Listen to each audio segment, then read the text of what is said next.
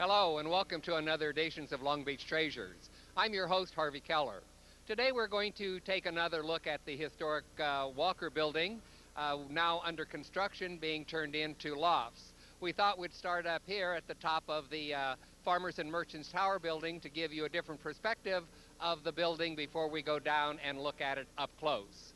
So if you're ready, follow me and we'll go across the street and we'll look at the Walker Building.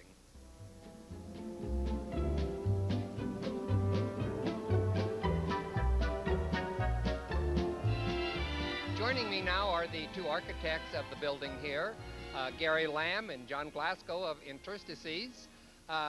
Gentlemen, what is your concept for the design of this building? Well, some of the issues we were dealing with on the building was very dilapidated over the years, and conceptually we just wanted to take the building back to what it was in the 30s. The crenellations had been taken off in the 50s or 60s, which are the elements that are on top of the building, and a lot of the concrete sculptural work, the finials and the medallions between the second floor and the third floor had been taken off. So we restored those, and actually just trying to get the building, like I said, back to its 1930 feeling. And with the new penthouses, we have 7 new penthouses on top, and the penthouses step well back from the 4th Street and Pine Avenue faces of the building, so as when you're at the street level you really don't notice that they're there. John, how many units? There's 46 units in the entire building. There's 39 within the base original building, and then there's 7 penthouses on the roof. And now you also did the crest lofts? Yes, we did that about 8 years ago, and it's been very successful. How are the sales going on this building? Very well. From what I understand, they're about 90% sold at this point. Okay, I want to go in just a moment, but before I do, I want to introduce Michelle Bridges. Michelle is a architectural color consultant, and you're the ones who you are the one who selected the colors for this building. Is that correct? Yes, I did. And how did you come up with this color scheme? Well, in terms of my perspective from the job, I talked to the architects John and Gary here, and we kind of got an idea of how we wanted the building to look. And at the original point of it, it was all concrete, and we wanted to have that same feeling. We didn't want to add color onto this building, but we did want to accentuate all of the architectural elements, the crenellations that were added on top, the finials that are in between each window bay, the medallions, everything that we have restored on this building we wanted to accentuate, again, without making it vibrate between colors. So we basically went back to a taupey, creamy color, kind of relishing a concrete base look of the building, and we have approximately 4 different colors on this building as you look at it from the exterior. Now, will the exterior colors be carried over into the interior?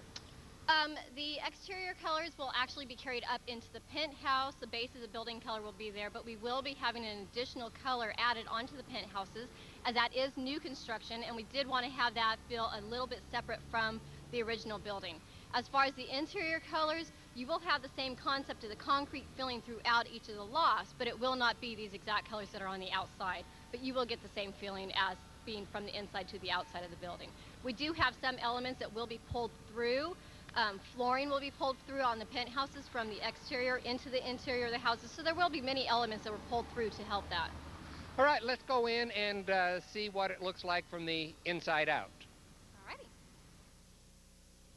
Okay, now behind us is the canopy. Is this original? Yes, actually what we just did a few weeks ago was to take off the signage that had all been added in the 40s and 50s, and back behind all of that was the original canopy from the 1929 design. So we're restoring that. Gary, what's going to be down in the bottom floor? There's approximately 17,000 square feet of retail space, so ideally it'd be great for an incredible restaurant down here on the first floor. But no leases have been signed at this time? Not that I'm aware of. Can we go in and look around inside? Sure, let's go in. Okay.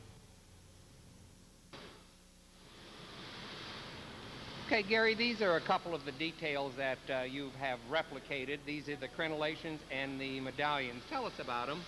Well, the crenellation, the large inset panel that you see here, this was taken from the original drawings and from photographs and completely recreated by a craftsman. It took about 2.5 months just to create this large item out of clay.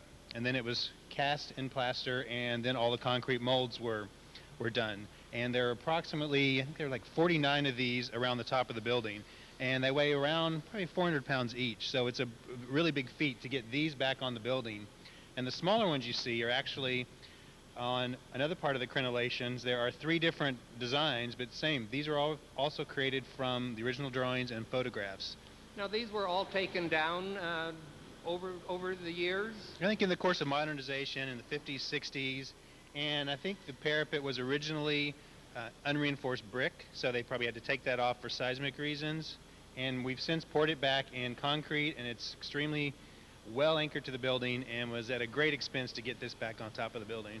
That's quite an undertaking to replicate all of these crenellations and put it all around the building. It was quite incredible, but from the start, Bill Limborg, the developer, has really been insisting that this is one of the main features that really needs to go back on the building, and I think you'll see from outside it really adds a certain element to the building. Could we go look at one of the units? Sure. Let's go. John, this is going to be one of the typical kitchens in these units? Yes, this is representative of the cabinets. This is not the full kitchen, but this is the cabinet style that we're putting in the standard units. The glass cabinets up above, we're actually using some of the original glass from the transom panels of the original building. The commercial style stoves come with the units, the built-in microwaves, built-in dishwashers, all that sort of thing. That's a heavy-duty stove. Oh yes, it's a six burner DCS gas-fired range. And sitting on the counter there, this is a mock-up or a model of what one of the penthouses is going to look like? That's correct. That's the number 1 penthouse, and there will be 7 of them up there, and they're all pretty much similar in style. How many square feet in the penthouse? They're about 2,000 up to about 2,500 square feet. But they have a lot of 2-story space also, so there's a lot of volume within that square footage. And behind us here, this is a model of what the Walker Building is going to look like when it's all completed with all of the penthouses up top? That's correct. And that is looking from the corner of Pine and 4th. Boy, from outside, you really cannot see the penthouses. It just looks like the original building minus the penthouses. Right. Let's go and look at one of the lofts. Okay, let's go. Gary, these are really high ceilings. Yes, they're about 14 feet, which is really nice since it was a department store. Really, really high ceilings. You know, I'm noticing one thing that I'm really impressed with. It seems like you're recycling a lot of the old materials. This floor looks like it's going to be recycled. It certainly is. This used to be the old department store floor that was on the 4th floor of the building. So when demolition started, all the flooring was salvaged, stored in the basement, and now all the units on the 2nd floor are receiving the old wood flooring. It will be refinished, but that's our whole purpose, is really to try to take as much of the old character of the building, like the windows at the far side and the flooring, and just really keep those and integrate those as much as possible into the new lofts. Now, these columns are integrated into the loft itself, right? Yep, these are the old structural columns, and they had plaster on them originally as well as the ceiling, and we sandblasted and then water blasted all the plaster off to get back to the original board-formed concrete finish, which we're really trying to contrast the old finish of the concrete with the new finish of the drywall walls. It really gives it a unique look, especially the one there between the windows. To incorporate that into the decor of the loft is quite dramatic. Right, we're really trying to, in all the lofts, have at least 2 freestanding columns, so you really, work with the columns when you're in your space. You really feel like you're part of the building, and you kind of just integrate with the columns. And the square footage in this would be about? This unit's approximately 1,500 square feet. Well, that's still a good-sized unit. Let's go in and look at the bath area and the kitchen area where it's going to be. Okay.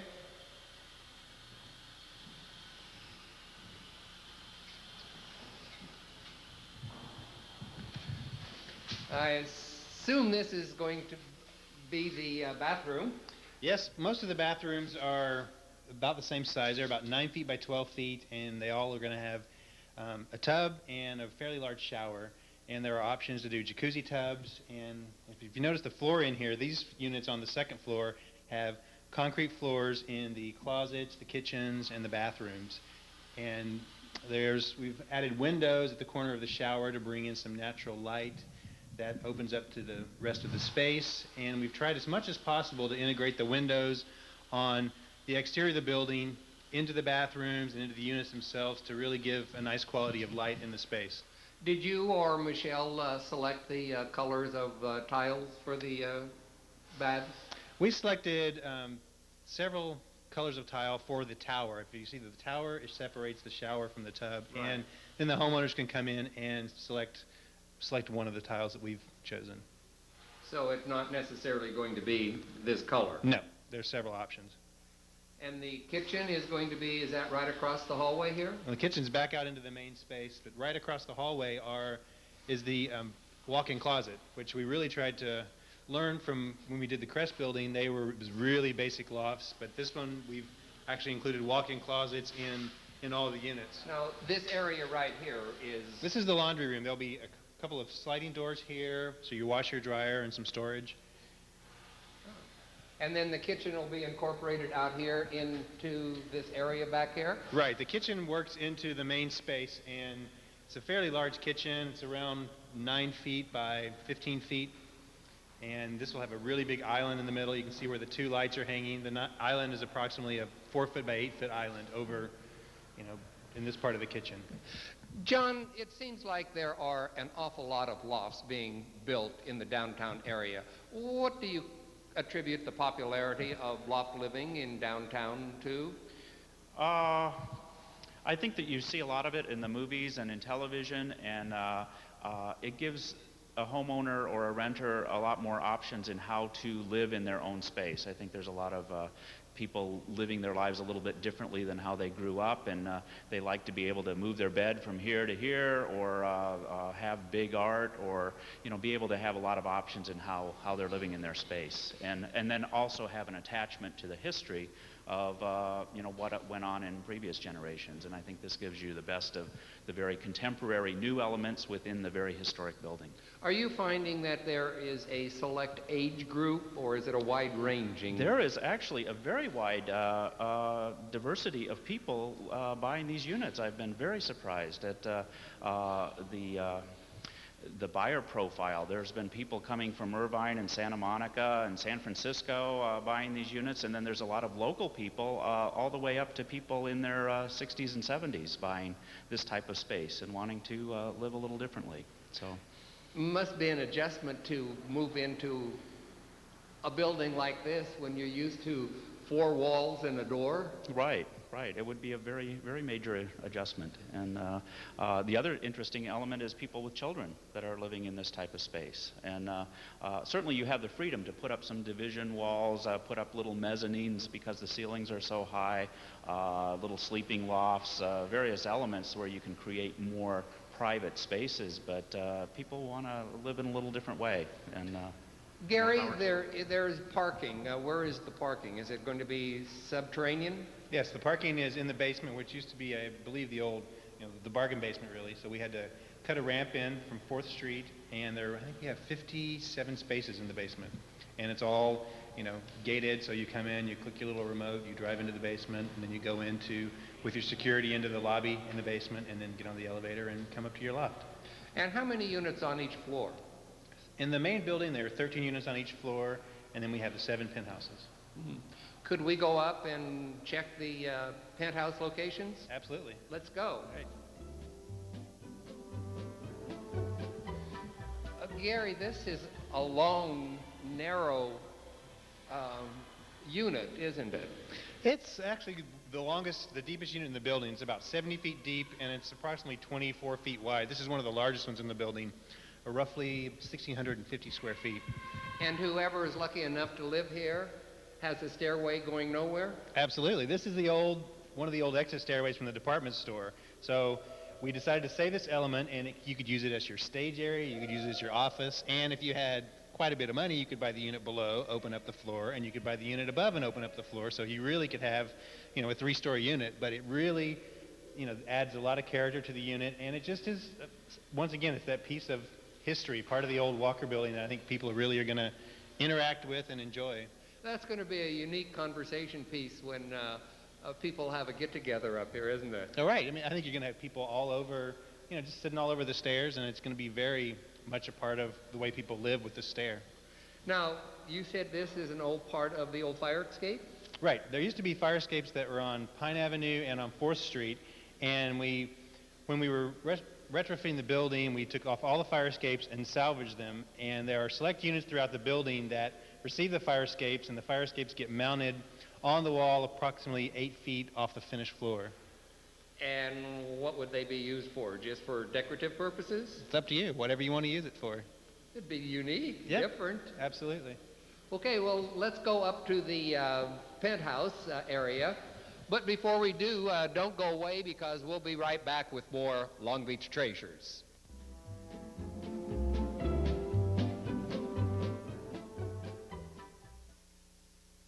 What makes Paulie's different? Well, first of all, his coffee is fresh roasted 1,000 miles from Seattle, so we like to have coffee that's fresher and tastes better. We carry about 70 varieties of coffee. But the thing that I believe makes Paulie's special is the people who work at Paulie's. We're a neighborhood store. We're your family store. We know you, you know us. We'll take care of you. We were voted the #1 coffee house in Long Beach in the recent Press Telegram poll. Paulie's Gourmet Coffee.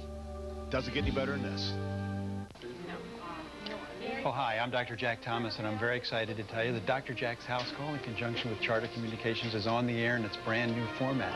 We're live the third Tuesday of each month at 6:30 p.m. with repeat performances twice weekly.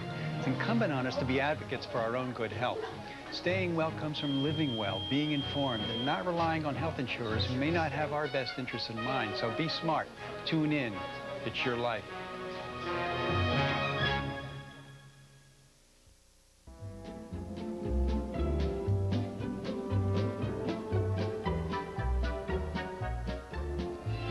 Wow, now how many penthouses are there going to be up here? 7 penthouses and a common area deck for the entire building. And the common area is going to be located? Over here on the west side of the building, there's going to be a jacuzzi, there's going to be a fireplace, some exterior seating, a barbecue area. There's an inside room, which is kind of like a little rec room, and a library conference area. Now this will be for all the tenants, not just the penthouse. Right, for all the tenants, and the penthouses have their own individual private patios on the 4th Street and the Pine Avenue sides. You get a spectacular view up here, don't you? Oh, it's incredible. You can see downtown LA on a clear day in the Hollywood sign and Santa Monica Mountains. Now, this side doesn't have the crenellations. Is that by design? In the original layout, all the crenellations were only on the 4th Street and the Pine Avenue side. This was considered, you know, the back of the building, so it was just and pretty like plain. Most buildings, the sides that didn't face the traffic, foot traffic, was not developed or finished off. Exactly. You get a spectacular view of Catalina. You can see ships coming in and out of the harbor, and at night it's just phenomenal watching all the cars go across the bridges and just the blue line running to downtown LA. Just the whole city life feel is really nice from up here. Now, the penthouse here, is it going to be 2 stories, or is that 2 different penthouses? No, it's a 2-story space. All of the penthouses are 2 stories. The master bedroom area is up on the 2nd level, a master bath, a laundry room, and then down below are all your living spaces. The other additional feature on the 2nd floor is there's a bridge leading across the dining room and then out to an exterior balcony that juts beyond the building so that you can see views all the way around and up and down Pine Avenue. That's really one of the most special features of the units is the bridge catwalk. Let's walk over. I want to get a closer look at the crenellations that have been installed up there, and tell us how you installed them.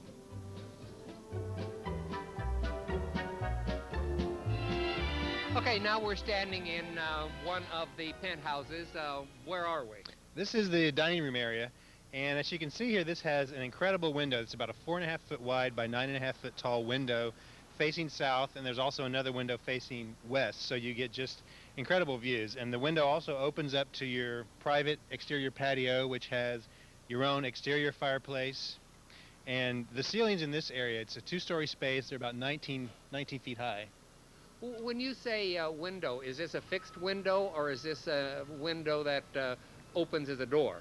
It's a huge single hung window, so the whole bottom half of the window raises up, so you'll be able to get lots of nice ventilation in. But you can't walk out through the window. No, there's a door right beside it over here. Oh, okay. And actually, the form of those windows took on the form of the original historic windows in the building. They're just at a different scale. So they're a much larger scale, but they have the same pattern as the windows down in the original building, and the same in the living room over to the side, only at a smaller scale. Now, you said this has a fireplace on the patio. Is there one inside also? Yes, there's a big fireplace over on the living room wall, which is right behind us over here.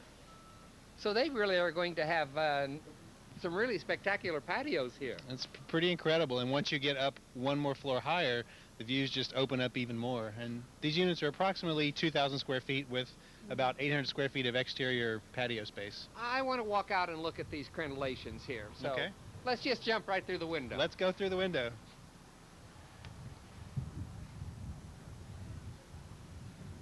Now, you had all of these recreated. Right, there's a poured-in-place concrete stem wall that's about 8 inches thick on top of the building. So it's actually poured in, and there's steel that goes down into the existing building. And then all of these caps that you see here, these are all precast pieces that were then doweled into the poured-in-place concrete cap and grouted and filled. And the large pieces you saw downstairs are placed on the exterior of these and also doweled into the poured-in-place concrete wall with steel and epoxy. It's just really sound feature. Now, all of the units have a private patio and a tremendous view, I assume. Is that right, John? Right. Every unit has at least an 800 square foot patio with its own private exterior fireplace. The number 3 unit actually has a much larger patio, and it has a second level deck also that overlooks all of Pine Avenue. By the way, are these gas burning or wood burning fireplaces? Or combination? They are combination. They have gas coming to them, but they're also wood burning. John and Gary, I know that you did the Crest lofts. You're doing the Walker building. What made you want to salvage, redesign, and rework historic buildings? Well, it's kind of been going on for a long time. I used to work in downtown Los Angeles in the Loft District and saw what they were doing with buildings 10 or 15 years ago down in that area. And when we moved to Long Beach, we moved into the historic F&M Bank building that had a lot of history to it, and we looked right out at the Crest building, which was at that point slated to be torn down. It was all gutted and ready to go. So we came up with a scheme for it and kind of went from there. And now we really enjoyed fixing up the old building and also adding new features to it that give it a whole new life. Is it more expensive to remodel a historic building rather than starting from scratch? Yes. Probably significantly more expensive because of all the structural considerations. We had to put in a lot of shear walls, and it is such a huge building that you have to build it of a certain construction quality out of concrete and steel and non-combustible materials. So that becomes more expensive than building a typical wood frame apartment building or condominium building on top of a parking garage like they're doing in several other projects in town. So it is a more expensive construction type, but we think it's well worth it in the end. Gary, do you have any other buildings, historic buildings that you're considering? We've actually been meeting with a few people on several buildings in downtown Los Angeles and a couple other buildings here in Long Beach, so we're really excited about doing some similar projects here in town. Would these be loft type apartments also? Generally that's the craze right now. Everybody tends to latch onto that term, but you know, it's all really depends on what the program is and really what works best for the building. Are most of the people who are buying these units, are they professional?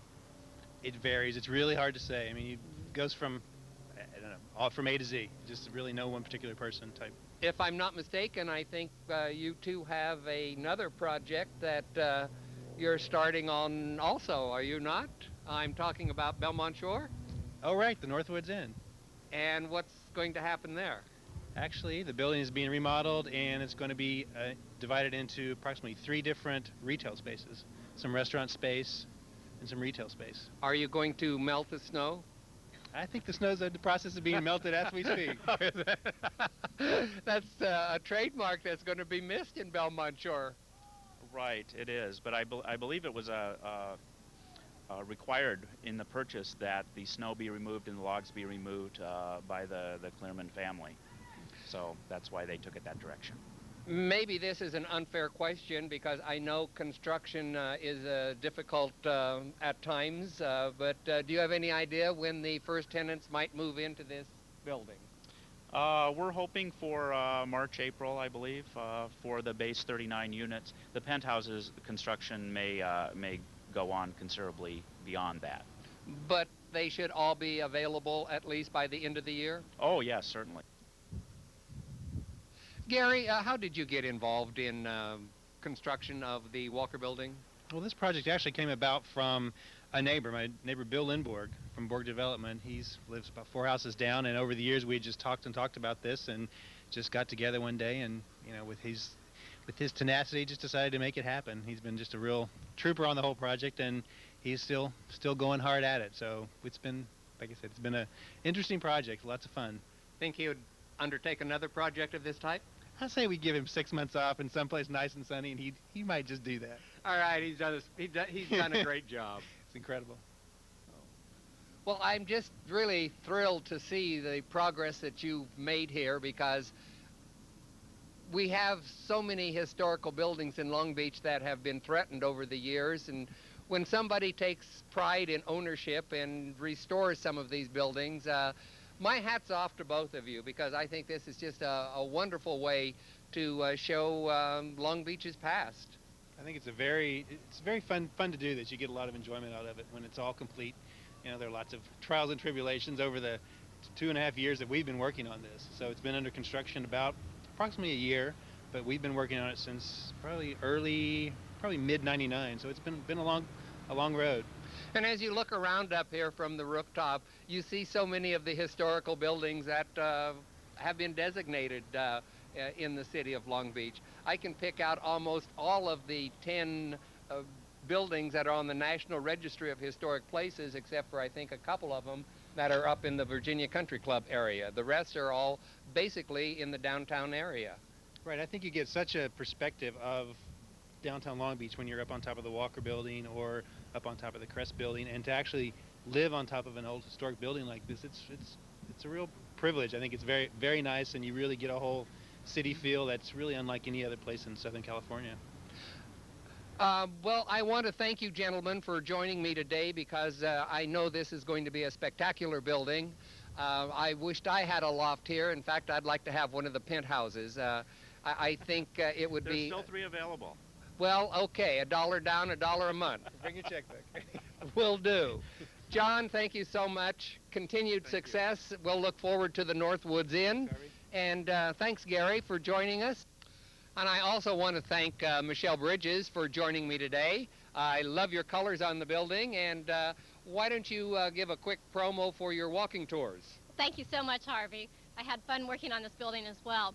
Also, we would like to invite everybody to join us every Saturday of the month on our downtown walking tours of Long Beach. We offer 2. One is the downtown area that starts at the historic Wilmore Building, goes down through the downtown and follows up along the promenade. The other one is the East Village walking tour that starts over on the promenade and it weaves its way down into the beautiful East Village, ending down in and around the Villa Riviera. So join us any Saturday. Just go ahead and call Long Beach Heritage at 562-493-7019 for reservations, and we look forward to seeing you. And again, thank you, Michelle. It's always a pleasure working with you. Come back and join us again next month as we take another walk through history and uncover more Long Beach treasures.